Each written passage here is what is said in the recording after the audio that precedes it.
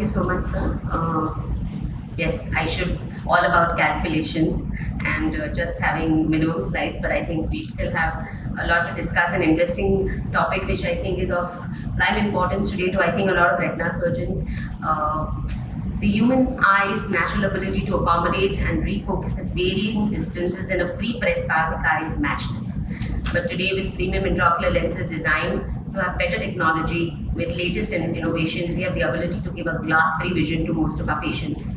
These IOL technologies refer to the biomaterials, the aspheric design, and special refractive properties of these lenses. Advanced surgical techniques and IOLs have increased patients' expectations by giving excellent post-op visual outcomes. But no lens is perfect except the one that you're born with. And a huge number of them are there in the market today. We have toric intraocular lenses correcting astigmatism, multifocal, bifocal, trifocal, toric multifocal, and EDOF lenses. Multifocal lenses give spectacle-free vision for near, intermediate, and distance vision, providing more than one focal point by splitting the light into several focal points. They may be bifocal with 2 focal points and trifocal with 3. A concept given by Hoffer in 1983 for the first time and Pierce in 86 doing the first implantation. Toric IOLs help us in correcting astigmatism with glass-free distance vision.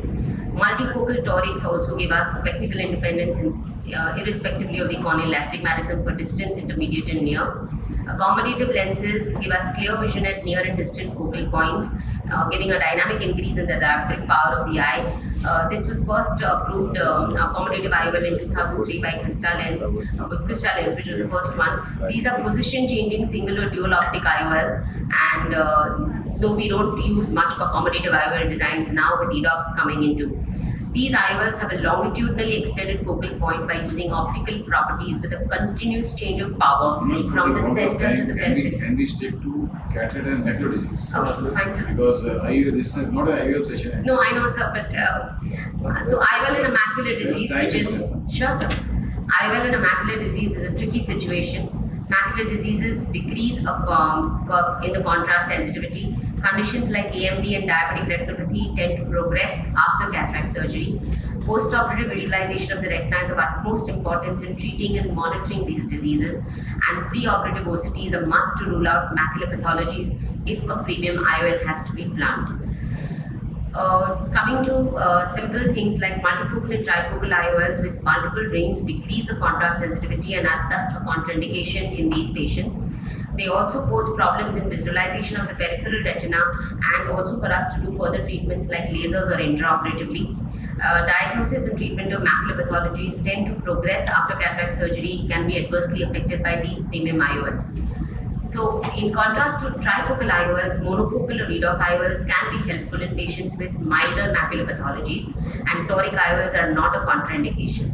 Patients without any clinical evidence of a macular disease but with a strong family history are treated to be as normal patients, and all IOL technologies can be offered to them. With early maculopathies like soft drusen or pigmentary changes, have loss of contrast sensitivity at lower spatial frequencies and are difficult to counsel, and IOL selection is a challenge in these patients because they have good Snellen's visual acuity.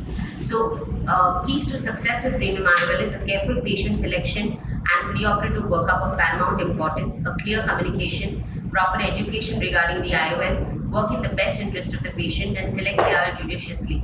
So very early or mild maculopathy, a monofocal or an EDOF IOL can be preferred. Even in a patient with an epiretinal membrane, a monofocal IOL can be preferred, and in some cases, if the surgery has gone well and you have achieved your focal contour well, you can even consider an EDOF IOL. In moderate to severe maculopathy, we do prefer not to put EDOFs or multifocal IOLs. In a one-eyed patient, we do not consider multifocal IOLs because they don't adapt to one-eye implantation. Night drivers, pilots, watchmakers, patients with high myopia, we do not prefer multifocal IOLs. Patients who have high astigmatism, we prefer toric IOLs. So these are certain conditions of the retina where we prefer monofocal or in some cases EDOF IOLs today over multifocal IOLs.